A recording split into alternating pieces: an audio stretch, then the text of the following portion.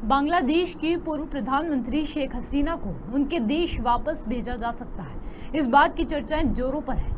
इसकी वजह यह है कि उनके ऊपर बांग्लादेश में कई सारे आपराधिक मुकदमे चल रहे हैं। ऐसे में बांग्लादेश की अंतरिम सरकार शेख हसीना पर कानूनी कार्यवाही करने के लिए भारत से उन्हें प्रत्यर्पित करने की मांग कर सकती है।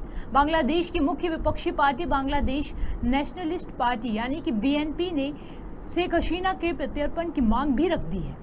इससे भारत की टेंशन भी बढ़ सकती है। उधर रॉयटर्स को दिए एक इंटरव्यू में बांग्लादेश के विदेश मंत्री तौहीद हुसैन ने कहा कि हसीना के ऊपर कई सारे मुकदमे दर्ज हैं, उन्हें देश लौटना होगा ताकि कानूनी कार्यवाही हो सके। फिलहाल देश में अंतरिम सरकार है और उसमें बीएनपी की भूमिका अहम है। वे नोबेल पुरस्कार विजेता मोहम्मद यूनुस के नेतृत्व वाली सरकार पर दबाव बनाकर शेख हसीना के प्रत्यर्पण की मांग कर सकती हैं। ऐसे में आइए जानते हैं कि भारत बांग्लादेश के बीच प्रत्यर्पण संधि क्या है और क्या हसीना को उनके देश भेजा जा सकता है। भारत और उसके पड़ोसी देश बांग्लादेश के बीच 2013 में प्रत्यर्पण संधि हुई। इसमें 2016 में बदलाव किए गए ताकि भगोड़ों लोगों को जल्दी और आसानी से प्रत्यर्पित किया जा सके।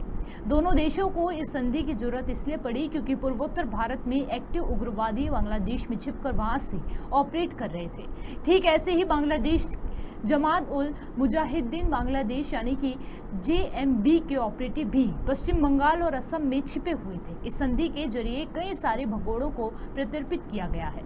संधि में साफ शब्दों में लिखा है कि अगर किसी शख्स के प्रत्यर्पण को अनुरोध किया जाता है क्योंकि उसके प्रत्यर्पण की मांग करने वाले देश की अदालत में मुकदमा चल रहा है तो उसे प्रत्यर्पित करना होगा। भारत और बांग्लादेश को उस स्थिति में भी किसी भी शख्स का प्रत्यर्पण करना होगा जब उसे दोषी पाया गया है या वो आरोपी है या फिर वांटेड घोषित है। संधि में कहा गया कि अगर किसी अपराध की कम से कम 1 साल की सजा है तो इस अपराध को करने वाले शख्स को भी प्रत्यर्पित करना होगा। इसमें वित्तीय अपराध भी शामिल है। इसी तरह से किसी अपराध पर प्रत्यर्पण की शर्त उन मामलों पर भी लागू होगी जिसमें किसी अपराध की सजा दोनों ही देशों में दी जाती हो। संधि में कहा गया कि अगर कोई शख्स किसी अपराधी की मदद करता है तो उत्सुकता या फिर उसका साथी बनता है तो ऐसे मामले में भी उसे प्रत्यर्पित किया जा सकता है। इस तरह प्रत्यर्पण संधि में छोटे से छोटे अपराध से लेकर बड़े अपराधों को प्रत्यर्पित किए जाने की बात कही गई है।